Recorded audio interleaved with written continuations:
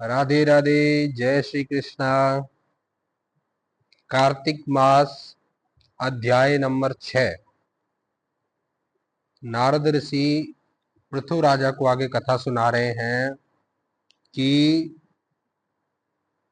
किस प्रकार का स्नान हमें कराना चाहिए, करना चाहिए कार्तिक महीने में। तो नारद ऋषि कह रहे हैं कि रात्रि की 2 घड़ी रहते हुए लगभग रात खुलने से 48 मिनट पहले तिल, कुसा, अक्षत, चंदन आदि लेकर जलाशय अर्थात नदी के पास में समीप में जो है हमें स्नान करना चाहिए। मनुष्य रचित या प्राकृतिक नदी में अथवा संगम में स्नान का क्रमशः 10 गुना फल मिलता है। अगर हम नदी में स्नान कर रहे हैं तो और घर में स्नान कर रहे हैं तो उसका 10 गुना फल हमें नदी में अधिक मिलता है। विष्णु भगवान का स्मरण करने का स्नान कर संकल्प करना चाहिए कि हे प्रभु, मैं आपके कार्तिक मास के व्रत का पूजन प्रारंभ कर रहा हूं, ऐसा संकल्प लेना चाहिए। और फिर तीर्थ आदि को के और देवताओं के निमित्त क्रम से अर्घ्य आदि का दान करना चाहिए। उसके बाद अर्घ्य का मंत्र भगवान कह रहे हैं, नारद जी सुना रहे हैं, नमः कमल नाभाय नमस्ते जल साइनी नमस्ते तो हृषिकेशा गण अर्घ्य नमोस्तुते। इस मंत्र से जो है सूर्य को नमस्कार करते हुए जल देना चाहिए और उन भगवान को प्रणाम करना चाहिए। इसके बाद आगे बैकुंठ में प्रयाग में बद्रिक आश्रम में विष्णु गए और 3 प्रकार से पद स्थापित किए भगवान ने।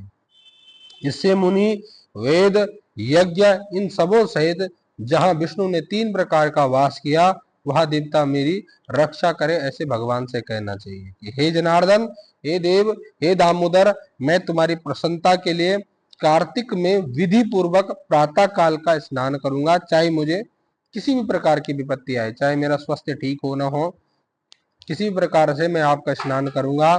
देवेश भगवान को ध्यान नमस्कार करके मैं इस जल में स्नान करने का जा रहा हूं। हे दामोदर, तुम्हारी कृपा से मेरा सारा पाप नष्ट हो जाए केवल इस स्नान मात्र से। अर्घ्य मंत्र से हरि कार्तिक महीने में विधि पूर्वक नहाया हुआ मैं व्रती हूं, अतः मेरे दिए अर्घ्य को राधा सहित हे श्री कृष्ण आप इसको ग्रहण कीजिए। इस प्रकार से हिरण्यकश्यप का वध करने वाले कार्तिक के महीने में नित्य नैमित्तिक कर्म में मेरे अर्घ्य को आप ग्रहण कीजिए। भगवान को अलग अलग तरीके से भगवान की स्तुति की जा रही है। व्रती पुरुष गंगा, विष्णु, शिव, सूर्य का स्मरण करके जल में प्रवेश करे, फिर नाभि पर्यंत जल में, ये गंगा की बात हो रही है या हम कहीं गंगा के नदी या किसी नदी के पास में है तो नाभि पर्यंत तक जल में स्थित होना चाहिए और तब विधि पूर्वक स्नान करना चाहिए। गृहस्थ तिल और आंवलों का चूर्ण लगाकर स्नान करें। विधवा स्त्री तथा सन्यासों को तुलसी की जड़ की मिट्टी लगाकर स्नान करना चाहिए, ऐसे खाली नहीं करना चाहिए। सप्तमी, अमावस, नवमी, दूज, दशमी, तेरस इन तिथियों में आंवले और तिल को लगाने का स्नान ना करे। पहले मल स्नान, बाद में मंत्रों से स्नान करें और स्त्री और शूद्रों को वेदोक्त मंत्रों से स्नान करने को जो है नहीं करना चाहिए, ऐसे पुराणों को कहा है। वे पुराण के मंत्रों से जो है वेदों के मंत्र से स्नान ना करें, केवल पुराणों के मंत्रों से। अब आप कहोगे कि वेद क्या है और मंत्र क्या है? वेद मंत्र है रजम बाजम प्रबधे मनोजो साम प्राणम प्रबधे चक्षुः श्रोत्रम बागोचमहि प्राणम जन्मे चत्र चक्षु हृदय समेन भातृ बृहस्पति दधातु, ये वेद मंत्र है।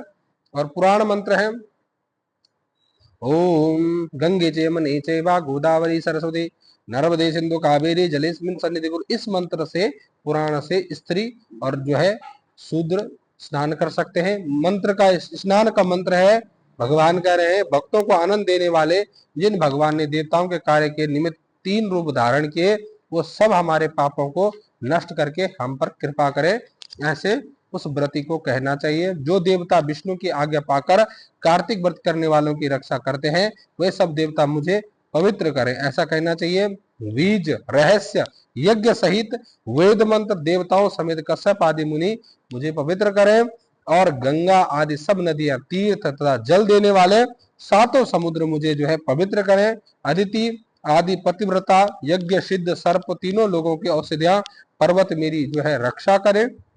व्रती मनुष्य इन मंत्रों से स्नान करके हाथ में पवित्रिका धारण कर ऋषि मनुष्य पितृ इन सब का जो है विधि पूर्वक जो है तर्पण करे। कार्तिक मास में पितरों के तर्पण में जितने तिल रहते हैं उतने ही वर्ष तक पितृ का उनके पितृ स्वर्ग में वास करते। कार्तिक महीने में पितरों को जो आप तिल दान कर रहे हो, मतलब एक तिल का दाना एक वर्ष तक आपके पितरों को स्वर्ग में वास देगा। इसलिए उस हिसाब से तिल का दान का महत्व है कार्तिक मास में। उसके बाद मनुष्य जल से बाहर निकले, शुद्ध वस्त्र धारण कर प्रातः काल में कहे हुए कर्मों को समाप्त कर हरि का पूजन करे, तीर्थों और देवताओं का स्मरण कर भक्ति में तत्पर मन हो, चंदन फूलों से युक्त अर्घ्य का दान करे। मंत्रार्थ, मैं व्रती हूँ, कार्तिक मास से विधि पूर्वक नहाया हूँ, सो मेरे दिए हुए अर्घ्य को अर्घ्य जो है हरि आप जो है राधा सहित इसको ग्रहण कीजिएगा। तदनंतर चंदन फूल पानी से वेद पाठी ब्राह्मणों की भक्ति पूर्वक पूजा कर बारंबार उनको नमस्कार करें। ब्राह्मणों के दाहिने चरण में तीर्थ का वास होता है, वेद उनके मुख में स्थित है और सब अंगों में देवता उनके वास करते हैं। इस कारण उनकी पूजा करने से मैं पूजित हो रहा हूं और पहले उनकी पूजन करना चाहिए। पृथ्वी में ब्राह्मण अव्यक्त रूप से विष्णु भगवान का स्वरूप है, इस कारण कल्याण चाहने वाला पुरुष उनका अपमान अथवा विरोध किसी प्रकार से ना करे। इसके बाद प्रति मनुष्य को हरि की प्रिया तुलसी की पूजा करनी चाहिए, मन को एकाग्र कर तुलसी की प्रदक्षिणा करके उनकी प्रार्थना करनी चाहिए और तुलसी के देवताओं द्वारा पहले निर्मित कई गई मनुष्यों द्वारा पूजा की गई है। हे हरि की प्यारी, तुम मेरे सारे पापों को दूर करो, ऐसे तुलसी माता से आपने वंदना करनी है। इसके बाद स्मरण को पुराण संबंधी हरि की कथा सुन भक्ति वृत्ति मनुष्य फिर से उन ब्राह्मणों का पूजन करें। पहले की गई इस विधि से भगवान भक्तिमान मनुष्य भली भांति करता है, वह विष्णु की सालोकता को प्राप्त करता है, रोगों को दूर करने वाला, पापों को नाश करने वाला और बुद्धि देने वाला, पुत्र धन आदि का साधक, मुक्ति कारक ऐसा हरि का प्यारा यह कार्तिक मास है। इसको छोड़कर दूसरा कोई भी भगवान को इतना प्रिय नहीं है। तो ये था कार्तिक मास 6ठा अध्याय।